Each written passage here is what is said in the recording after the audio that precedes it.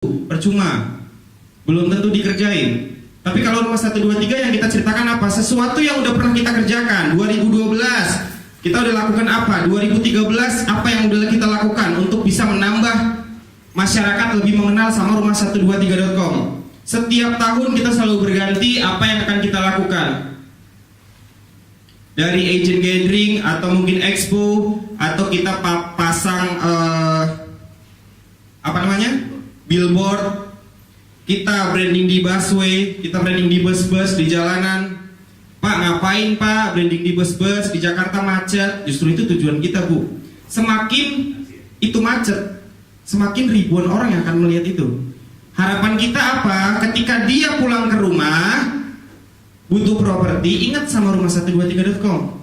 Makanya kita pasang di bus-bus di Jakarta biarpun macet, itu lebih bagus. Ini sekedar informasi aja, media sosial kita juga yang kita aktif untuk menjalankan dari Facebook, Twitter, Instagram, dan yang lainnya. Pak Bayu, selama Pak Bayu di media online apa aja sih Pak pengalamannya? Banyak Kak? Banyak banget. Ada yang lucu, ada yang ya banyak lah Pak. Rata-rata usia agent setelah kita survei di Indonesia itu rata-rata usia agent 35 tahun sampai 40 tahun ke atas. Mayoritas ibu-ibu. Baru di sini saya lihat bapak-bapaknya lebih banyak, ibu cuma 2. Baru di sini. Tapi biasanya ibu-ibu itu lebih banyak, usianya 35 sampai 40 tahun. Alasan mereka apa? Ketika kita ajak berpindah ke media online, Pak, saya nggak punya waktu buat upload listing, udah pasti. Karena rata-rata ibu-ibu itu pagi siapin sarapan buat suami sama anak, antar sekolah, siang ke kantor, siang dikit jemput anak, nggak ada waktu buat upload listing. Saya disuruh duduk di depan komputer, Pak, males, nggak ada waktu Pak buat upload listing. Tapi kalau ketemu sama saya atau mungkin saya temenan di BB-nya, setiap jam update status. Ada waktunya buat update status. Chatting, update status, ganti status di Facebook, ganti-ganti Pak. Katanya nggak punya waktu upload listing. Pak, update status kan cuma 1 menit, 2 menit. Upload listing nggak nyampe 1 menit, Bu. Bingung. Tapi itu bukan jadi halangan buat kita, enggak. Itu justru kita berpikir keras gimana caranya si ibu-ibu ini yang selalu bilang nggak punya waktu untuk upload listing, pakai rumah 1, 2, 3 mereka kebantu. Gimana caranya? Ada satu hal yang saya perhatikan itu nggak pernah ketinggalan dari tangannya. Ibu-ibu mau pergi ke mall, suaminya ketinggalan, Pak nyusul ya. Tapi kalau handphonenya ketinggalan, balik lagi diambil. Oh ternyata handphone yang nggak pernah ketinggalan. Kenapa? Jadinya gimana? Rumah 1, 2, 3 ciptakan aplikasi di dalam handphone. Jadi nggak ada alasan lagi dong buat nggak punya waktu upload listing. Kan saya nggak suruh bawa laptop kemana-mana. Tapi handphone nggak pernah ketinggalan. Pak, saya nggak punya waktu buat upload listing. Itu handphone Bu ada. Tinggal buka handphone, masukin judul, luas tanah, luas bangunan, klik tayang rumah 1, 2, 3. Simple nggak Pak? Lebih gampang. Jadi satu halangan, sesuatu yang beredar di masyarakat, di teman-teman agent yang nggak punya waktu buat upload listing bukan jadi beban buat kita nggak. Tapi justru kita berpikir akhirnya kita ciptakan aplikasi itu. Gak ada alasan lagi mudah-mudahan. Terus kemudian apa? Tapi kemarin ada yang lucu lagi. Udah kita ciptakan aplikasi di handphone, di BlackBerry, di iPhone, di Android, masih aja nggak punya listing. Gak ada listingannya. Saya bingung. Alasannya apa lagi? Gaptek katanya. Oke, kalau ibu gaptek, saya bentuk tim trainer. Bu, gimana listingannya? Saya belum bisa. Ya udah, kantor di mana? Kantor di sini. Berapa orang yang udah gabung? 10 orang. Ya udah, saya kirim trainer datang ke sana. Kita ajarin gimana sih caranya buka rumah 1, 2, 3. Gimana sih caranya login? Kita masukin password ID-nya seperti ini. Kita bikin judulnya luas tanah, luas bangunan. Klik sampai tayang. Tapi ada syaratnya, kalau dibantuin nanti kalau closing kita bagi 2. Mau nggak Bu? Nggak ya? Nggak, bercanda. Nggak, kita cuma bantuin, kita training, kita datangkan trainer, kita ajarin nih Bu, teman-teman, nih Bu loh caranya upload listing kayak gini, kita pandu. Masih gaptek Bu? Enggak, ternyata gampang katanya. Ya udah, kita pulang dong, kita pulang ke rumah, kita pulang ke kantor, besoknya kita cek masih 0. Bu, gimana Bu? Katanya kemarin udah bisa. Iya Pak, kemarin jujur saya ngantuk banget lagi di training Pak. Jadi belum paham, belum. Ya udah, kita training lewat telepon. Enak gak Bu? Udah kita datang ke sana, belum juga bisa, kita training lewat telepon. Ya udah, Bu, pertama masuk ke sini ya, ke sini. Oke, udah bisa Bu, udah. 2 hari saya cek, masih 0. Bu, ini gimana sih Bu? Gimana Ibu mau closing kalau Ibu nggak masukin listing? Ya mau gimana Pak? Saya repot banget Pak, kemarin saya mau listing, ini itu. Ya udah Bu, sini deh Bu, listingannya saya masukin. Enak gak?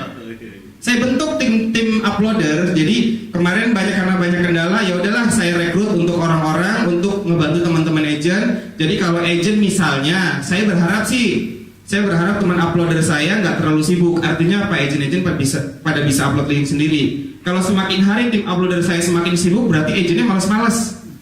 Akhirnya minta tolong dulu kan, WhatsApp, Pak ini fotonya luas tanahnya ininya, tolong uploadin. Diupload. Tapi nggak apa-apa. Untuk sementara ini kita bantu untuk upload. Jadi Pak Hari listingannya mana? Saya punya nggak listingan Pak? Punya 20, tapi saya bingung nih semuanya di handphone. Ya udah Pak, WhatsApp ke saya, WhatsAppin foto-fotonya, luas tanahnya berapa, judulnya seperti apa, harganya berapa Pak, kita yang uploadin.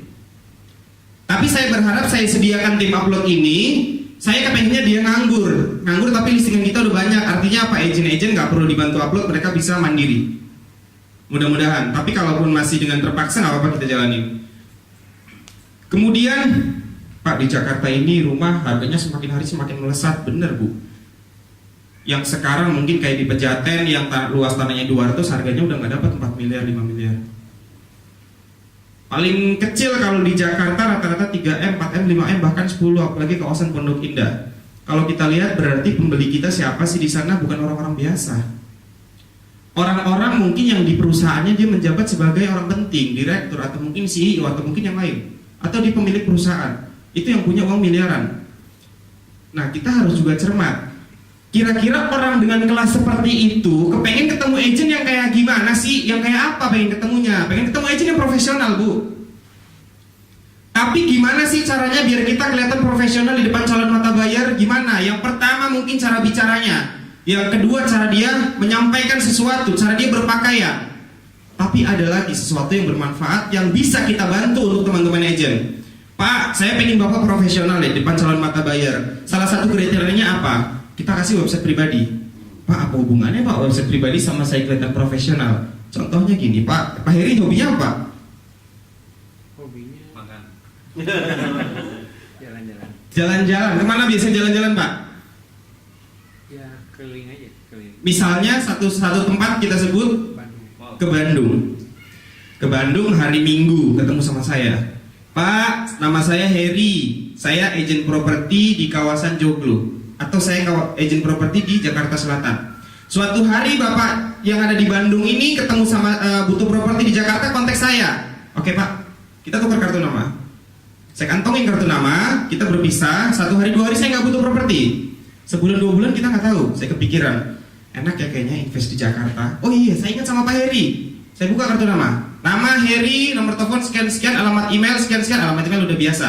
Di bawah ada yang luar biasa, www.heri misalnya, alamat website heri.agent123.com atau heri.agent.com. Seorang agent punya website, bagus banget. Biasanya yang punya website siapa? Kantor. www.lipoland.com, www.eragraha.com, www.rewecipete.com, apalagi Pak kantor agent Pak? Century21lender.com. Tapi di sini www.heri, nama orang. Keren banget nih Pak Heri. Seorang agent punya website, biasanya punya website kantor. Bikin website itu nggak cukup 1 juta, 2 juta, paling nggak 4 juta, 5 juta. Tapi Pak Heri buang uang sebanyak itu untuk bikin website. Saya yakin Pak Heri adalah orang yang fokus di dunia properti. Salah kalau saya nggak percaya sama beliau. Mereka nggak tahu dikasih gratis Pak. Iya kan?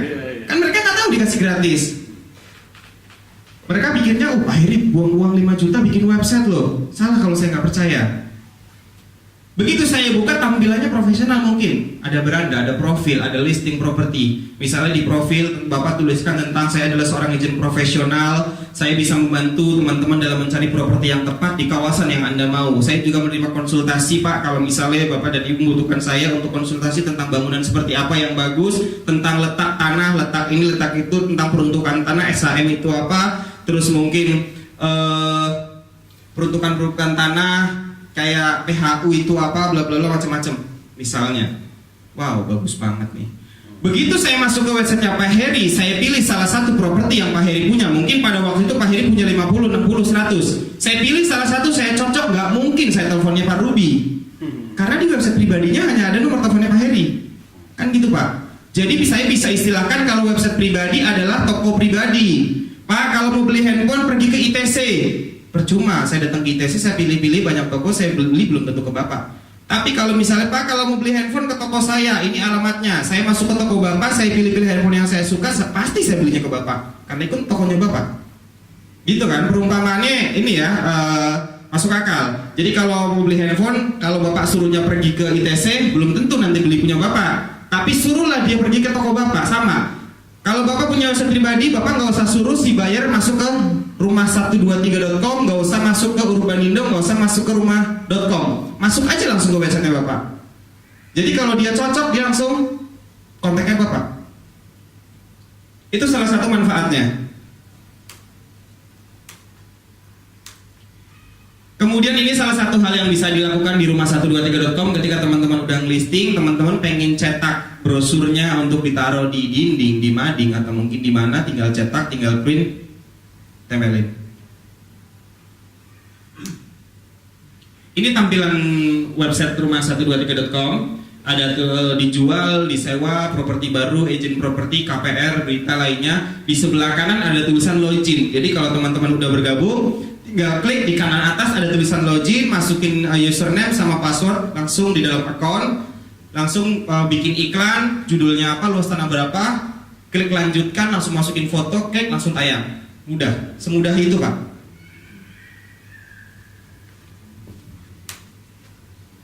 Ini ada beberapa contoh aja sih Pak, untuk dari partners yang sudah bergabung sama kita.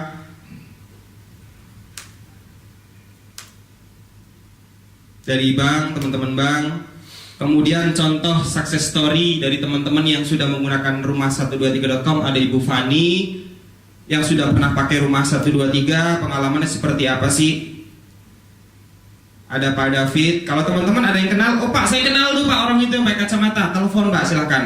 Pak emang beneran Bapak pakai 123 hasilnya bagus? Silakan Pak, ini bukan kata-kata yang kita edit enggak, tapi ini langsung dari beliau, langsung dari teman-teman kita yang sudah pakai rumah123.com. Dan tidak menutup kemungkinan suatu hari kita juga minta dari teman-teman yang ada di sini ketika sudah pakai rumah123.com, kita pengen minta testimoninya. Hasilnya gimana sih pakai 123? Kalaupun hasilnya belum maksimal, kita coba maksimalin.